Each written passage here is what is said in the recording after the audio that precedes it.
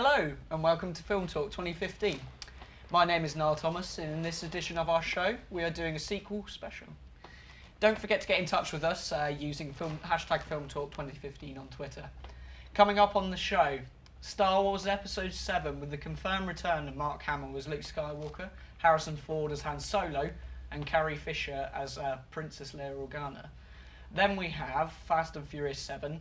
Unfortunately, the franchise continues without Paul Walker, but we do see the return and emergence of Jason Statham as Ian Shaw, brother of the main antagonist of the previous movie, Owen Shaw. And finally, we'll have a look at Avengers Age of Ultron, a highly anticipated sequel featuring Elizabeth Olsen, who starred in the new Godzilla film and had a cameo in the latest sequel to Captain America.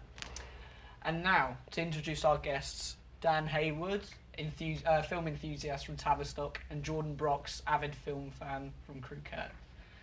Hi, it's nice to have you both here today. Thanks very much. Starting off, we have Star Wars Episode 7, which is scheduled for release on the 18th of December 2015. Star Wars is one of the highest grossing franchises of all time, with 6 previous instalments spanning from 1977 to 2005. The franchise reached box office sales of over 4.3 billion worldwide, making this an eagerly awaited film. The story starts at least 20 years after the Return of the Jedi, where we left the Empire defeated by Luke Skywalker and the Rebel Alliance. Given the film's legacy and the modern day hype, how do you think that the film will live up to that hype, Dan?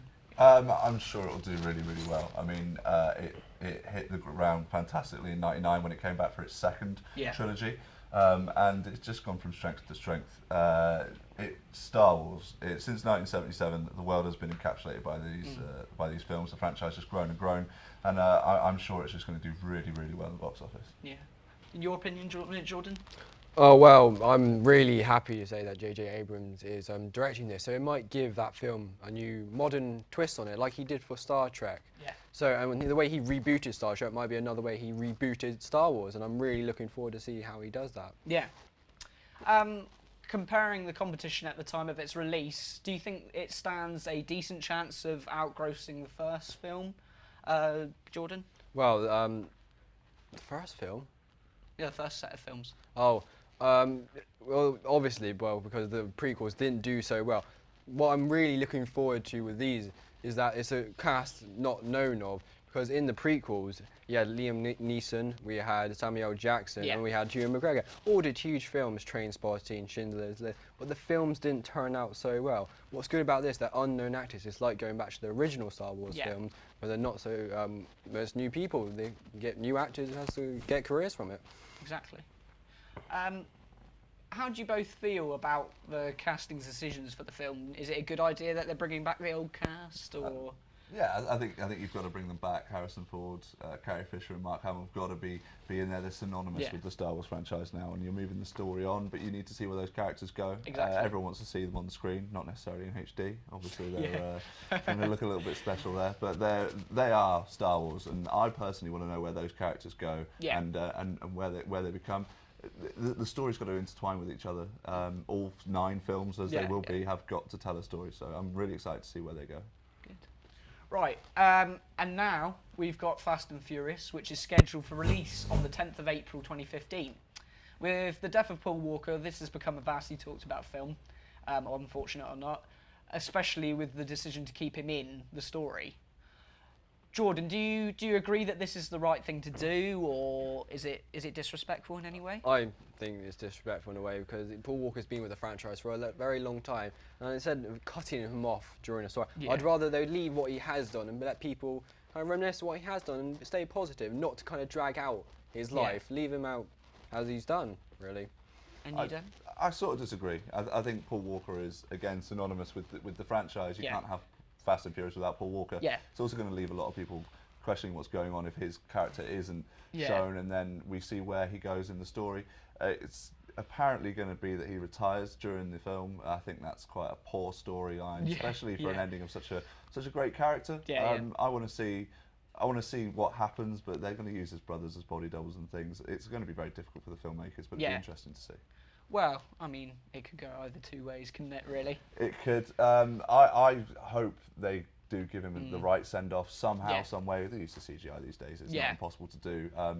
Obviously, the cast have spoken of their love for Paul, how he's basically a member of the family, a brother Yeah. to them, so they won't allow this film to go down the drain. They won't allow his character to leave without a strong ending. No, definitely not.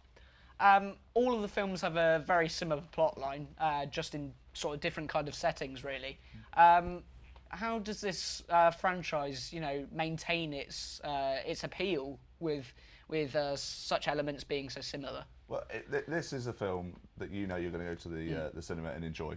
And that's the underlying factor with Fast and Furious. It isn't going to win an Oscar. No. It isn't going to get these guys fantastic accolades as actors, but it's going to make them very rich, and it's going to give us a fantastic spectacle to watch. It's going to be fast. It's going to have a lot of really good cars in it. It's going to have some good action sequences. It's a bit cheesy, but it's really easy. That's what it's about, though, It's really, easy isn't viewing, it? and that's what you've got to go to the cinema and enjoy sometimes. I think. And you, Jordan? Well, it's typical, if it's not broken, don't fix it. But Yeah. personally, to me, I really enjoyed the first few Fast and Furious. It's what they got set off.